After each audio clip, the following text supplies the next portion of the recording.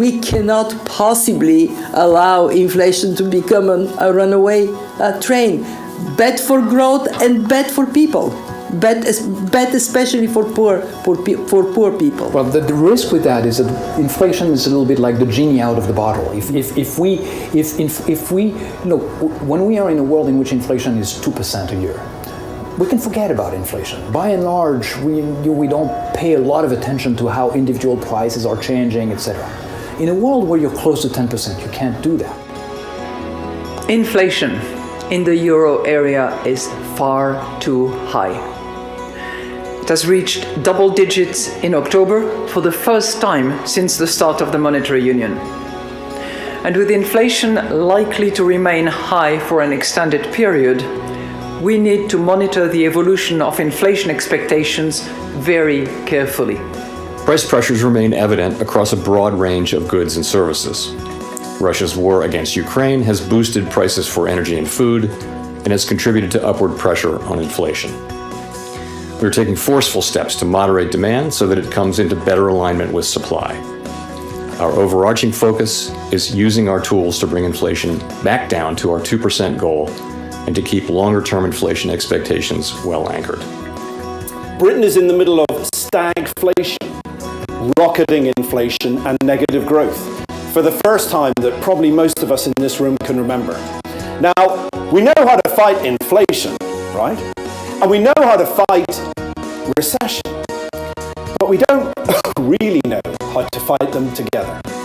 Inflation has continued to rise faster than expected, but we believe that the peak is near, most likely at the end of this year. 50% of Malawi's population is already living in poverty, on less than $2 a day. Prior even to these price hikes, the price of bread has increased by 50% in the last 3 months. Interviews with bakery owners reveal that the retail price of a 50-kilogram bag of wheat flour has risen by 42% since the onset of the Ukraine crisis. I am convinced that if we do not restore price stability, we will undermine prospects for growth. We would create more uncertainty for investors, and we would put consumers in a very difficult spot. They call inflation the tax on the poor, an unjust virus. Although it touches everyone, it afflicts the financially weak with a strong virulence. Most can't afford the immunity that comes from savings buffers and hedged investments. Double-digit inflation has already worsened poverty and inequalities worldwide. Far too many struggle to make ends meet, and a growing number rely on food banks. Discontent is rife. Economists talk of inflation being due to supply factors caused by bottlenecks, product shortages, and the high cost of production, like soaring energy prices. They also link inflation to demand considerations, where consumers have robust wallets chasing fewer goods. The COVID-19 pandemic and the war in Ukraine delivered both supply and demand shocks, which brought a long period of scant inflation and low interest rates to an abrupt end.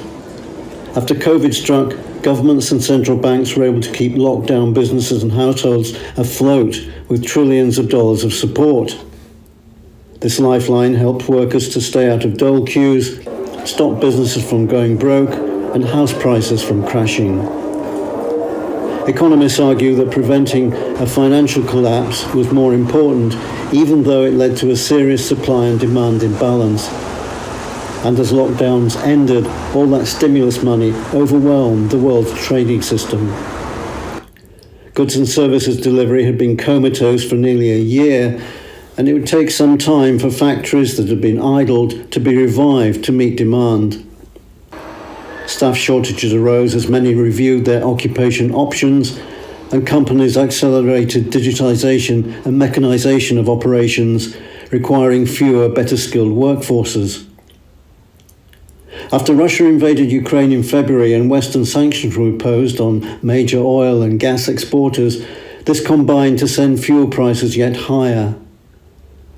The combination of sanctions and high energy costs led to higher prices for energy-intensive goods, and given that Ukraine was the breadbasket of the world, wheat prices were hit by supply constraints. Very soon, almost everything from palm oil to nickel was shooting up in price as governments responded with protectionist policies, worsening the supply chain mayhem. For many, COVID was becoming a fading memory, but a different monster appeared as central banks scurried around looking at quirky statistics and untrustworthy forecasts. To no one's surprise, they brought out the old reliable fixes from the toolbox, namely quantitative tightening and interest rate hikes. The challenge, like someone said, was that we know how to fight inflation, we know how to fight a recession, but we don't know how to fight both of them at the same time. But that didn't stop the fiscal experiments. So where are we now? The disarray hasn't ended. Major industrialized economies are preparing for supply constraints in 2023, if not for years beyond that. Cost of living concerns now dominate the politics of rich nations, and inflation remains a top focus for almost all governments as they stretch their finances to find and channel billions of euros into support programs. But if things are tough in industrialized economies, rocketing food prices are worsening the suffering of poorer countries from Haiti to Sudan and Lebanon to Sri Lanka. Inflation is a tough nut to crack, and though this is not hitting the headlines, it is indeed hurting the poorer nations with vulnerable populations disproportionately. Thankfully, there are factors that will bring price growth down in 2023, and these include the fact that we are likely to get lower oil prices as demand for energy drops and more resource-efficient industry models emerge as a new normal. Also, the central bank toolbox is better proven in addressing inflation than, say, growth, and the trend of slowly abating inflation will gather even more momentum in 2023. The central banks are focused on doing everything to solve this problem, really throwing the sink at it, and I'm sure they're going to get some results.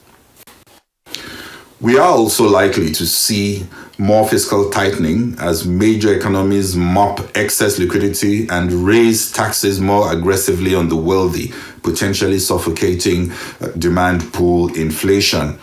And as we see more people eventually return to the workforce 2 years after the pandemic and hygiene concerns materially abate, wages will be under less pressure. The projections of scattered bouts of recession in 2023 in many parts of the world will also take its toll on prices. My challenge is that as analysts predict, the inflation virus will be slowly defeated. The anemic economy this time will require a much different defense. In 2023, we will see more industry consolidation and shakeouts, and weaker business models with less compelling value proposition and poor cost visibility will be the first casualties. I fear many will be acting late to defend their organizations, even though this recession, like the inflation which we had in 2022, has been telegraphed extensively. Inflation's like a genie that once out of the bottle is more difficult to get back. An embedded recession can be similar, requiring even more proactive attention today. Government should today be creatively easing and de-risking the business environment, also reducing the cost of doing business, especially for small businesses to cushion the headwinds in 2023. Indeed, the African proverb is true: a war foretold will not hurt even the lame.